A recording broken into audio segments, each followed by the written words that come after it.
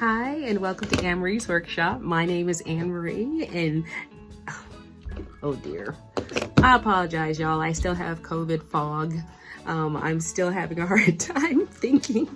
Anyway, welcome to Anne-Marie's Workshop. My name is Anne-Marie, and I love to make things with joy. If you like to make things with joy, then you have found the right channel. And this is my hashtag FridaySews video. Whew. All right, so the hashtag FridaySews Forum is a Facebook creator group on Facebook, created by Jenny Weissner. It is also moderated by Mari DeSeuss. What I love about this arena is it is a place where creators like you and me can discuss a topic and explain what we've been up to in our workshops. Now, the forum topic of this week is, are you a shade tree mechanic? That's someone in the past who would do their own repairs on their cars. Are you brave enough to do basic maintenance and even repairs on your sewing machine, or do you leave it to the experts? Do you take yours in for yearly maintenance? Now, I have various machines. Some machines I'm a shade tree mechanic, like I'll oil my machine, or I will clean out all of the dust that collects and all the shavings off the thread. But my electronic machine, other than cleaning out underneath the carriage and everything, I do take that in for maintenance. I used to have a process once a year, or whenever I would travel to Jamaica, I would take my machines in for service so that while I was away, they were being serviced. And when I came back the first week, I would pick them up. But now all of my machines are with me here, and there is a serviceman in town who handles all of the machines. My computer, my Husqvarna, I don't feel comfortable fiddling with that one because it is a computer-based machine. So all I do is I clean out underneath the needle plate and stuff like that. But for regular service, I do take it to a professional. Now, I do have a few singers though, that as the tension gets wobbly and everything, I have been known to slide a toothpick in to handle the tension, but not too much anymore. I really do sew a lot with my main machine, which is the Husqvarna. Okay, so as some of y'all might know, I am recovering from COVID. 2 weeks ago, I went for my birthday weekend somewhere, did not wear my mask. No one in my party got sick but me, and it has been 2 weeks of nonsense. So grateful that I got my boosters. So grateful that I had like my supplements and all my stuff to make it go easily. But it was not an easy walk. And one of the things that really struck me was my mental ability. Like I came in here and sat, but I couldn't think of what to do. I cut out some squares from scrap fabric. I did some editing and stuff like that, but that's it. My brain could not pull it off. Now, I was able to post my video on my challenge entry to the Color Me Cave challenge that was for this month, June. That was a delight because I love cake. I love myself some cave. I've made maybe 7 of his quilts.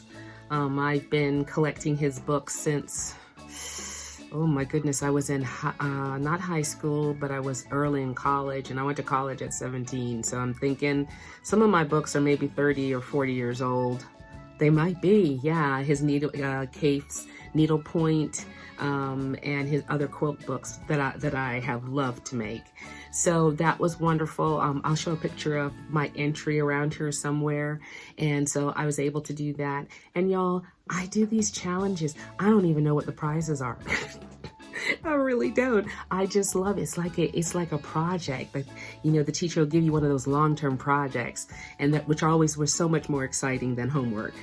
So that's the only thing I think I did. Oh, I edited the video for my trip to Ocho Rios, to the Pings in Ocho Rios, which will come out this weekend, so you can watch that. I also did a sew-along that will come out on the 12th for my entry for that Color Me Cave, that duster with the pinwheel quilting thing. I uploaded that. It's scheduled to come out too. I also did a haul. You know what? It sounds like I did get into a lot of mischief this week, even though I was in recovery. Now that I'm listening to it, it's just not a lot of direct sewing, so I can show you a garment. So, of course, I did a haul for Temu because I bought a lot of craft things. I also bought these stupid sandals that I absolutely love. So keep your eye out for that video as well. It's short, but it was fun to buy from that site. And let's see, what do I have going on now? I'll show you what I have been doing this week. Okay, so I have done quite a few projects in these past couple of months. So my craft bucket, or my garbage can, was overflowing, and I also had another garbage bag filled with scraps, and I really love to fully utilize my scraps. I usually tend to break them down in different sections, like, in other words, the larger pieces that are left out, if it's more than a yard, I fold it back up and put it in its bucket, like the type of fabric, so that they can be used maybe for a small shirt or a kid's dress.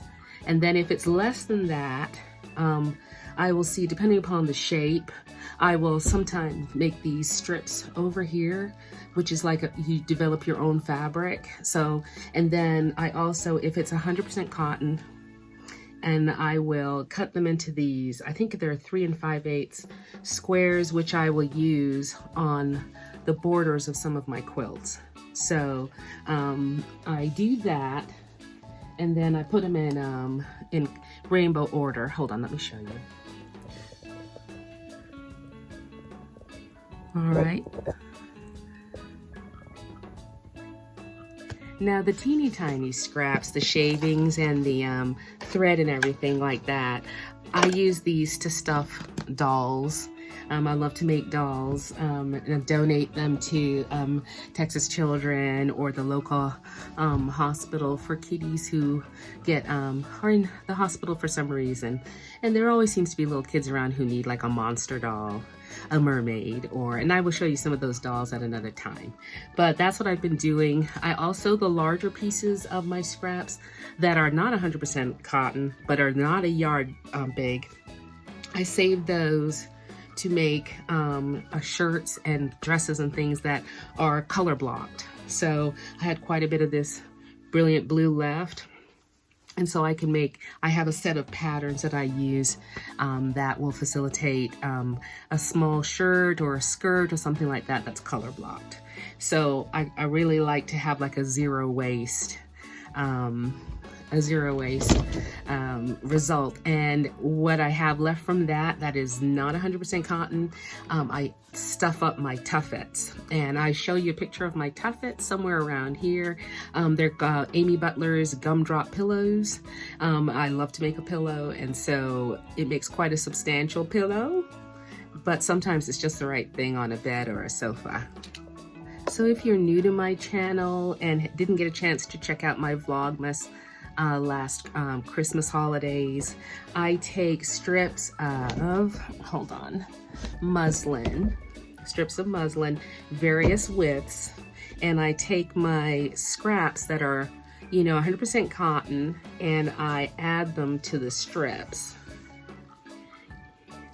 And then I sew them together and make a whole new type of fabric, and then I use that to make bags and makeup bags and gifts and stuff for Christmas. So all year long I add my scraps to these pieces of muslin, and if you're interested in some of the projects I made, I had a good time last year, you can check out my Vlogmas from like last year Christmas. Now I do have a haul for you. I had an order from Fabric Mart come in, And lately I've been fascinated with stripes. And this is a white, black, lavender, and orange stripe. And the fabric, I've looked for my standard little sticker that's on here that explains, I don't believe this is an ITY. I think it's a jersey something. I saw it somewhere, but I don't know where it is, but I think it's so cute. And I had ordered this black and white striped, this says jersey knit, 50 weight. And it was one of those little stickers that says, lucky you, this piece was at the end of the bolt and the extra beyond that you ordered is free. I like that kind of thing. All right, so I don't know exactly what I'm gonna do with it, but I like that they go together. And so, you know, one day I'm gonna wake up and have a perfect idea for it. So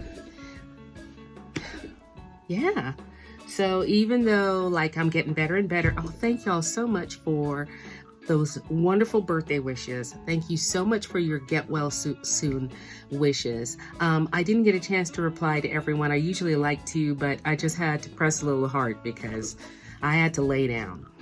I had to stop and lay down. That virus is no joke. All right, now this is just another little thought at the end of the video. If you are a caregiver and would care to share with me any of those crazy jobs that you have had to do when you're taking care of the elderly, I will share mine today. I was fully dressed in a completely different outfit, but we have lost our dentures. So we've lost a pair of his dentures, which required me, since they were wrapped in tissue, required me to go and open the garbage. Now remember, this is the tropics from a week ago. So I did it. So I have had to change my clothes.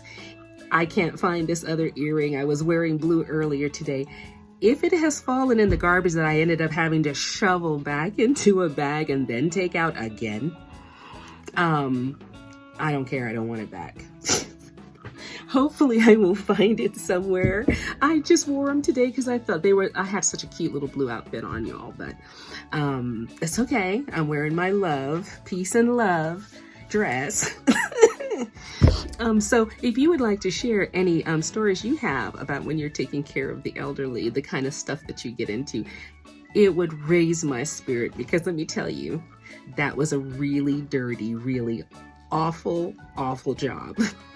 And they weren't, and the dentures weren't in there. So I don't know where they are, but you got to be grateful. I'm so grateful to be here.